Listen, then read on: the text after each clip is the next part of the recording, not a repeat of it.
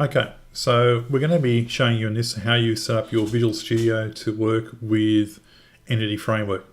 Now, out of the box, Visual Studio works with Microsoft SQL Server and Entity Framework, but doesn't support SQLite, which is going to be the database we're going to be using for our projects. So the first time that you use a new computer that has Visual Studio on it and you want to work with SQLite, you're going to have to install this extra library. This is not technically required with some of the ways you can work with Entity Framework, but if you want the visual tools, that is the tools that will let you actually see the database diagram and things like that, you do need to install it. And since the training resources I've developed for this course are going to be using those visual tools, it makes sense that we learn how to set up our copy of Visual Studio to work with the visual tools that are available to us. So you'll notice at the moment I've shut down Visual Studio. I don't want that running in the background when it comes time to install. First thing we need to know is where to go to get the library we're going to need, and that's outside of Visual Studio. So the location we're going to go to is the SQLite website, and what we're looking for is the system.data.sqlite.org.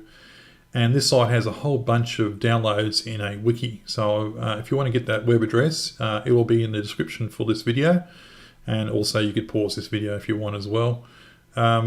This may change at some point in the future. So if it's not working for you when you're watching this video, I would be doing a Google looking for SQLite and then system.data SQLite and see what you find.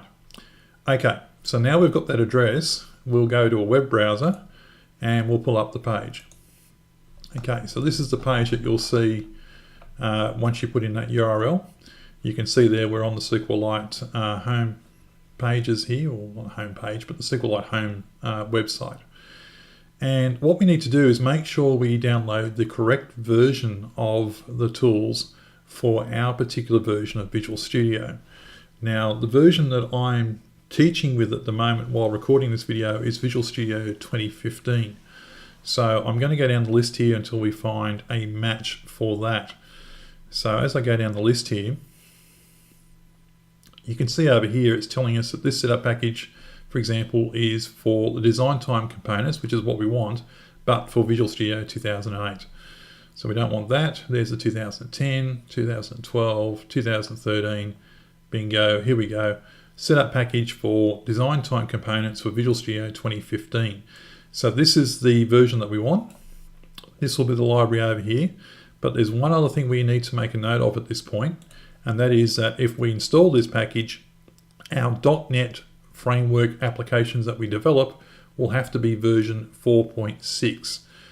So that'll be important a little bit later on when it comes to actually doing our first SQLite program, but just make a note when you're downloading the package what version of the framework that it goes with. Okay, so we're going to download this file here, which is the SQLite setup bundle.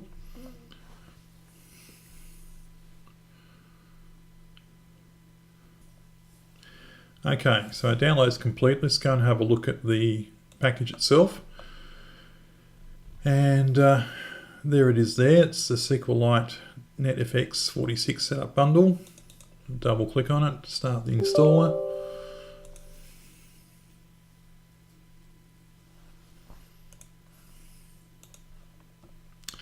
You want the full installation.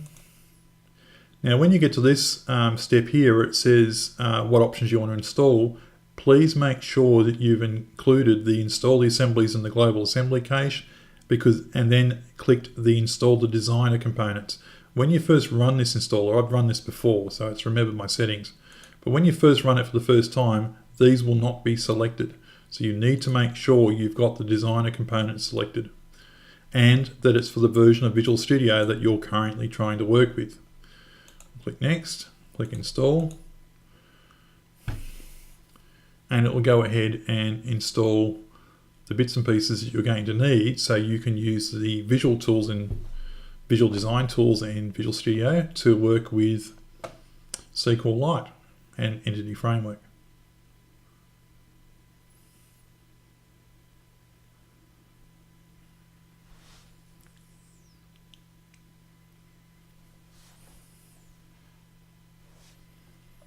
Okay, so we'll finish the installer. And that's it. We've now installed the tools and we're ready to start up Visual Studio and create our WPF project.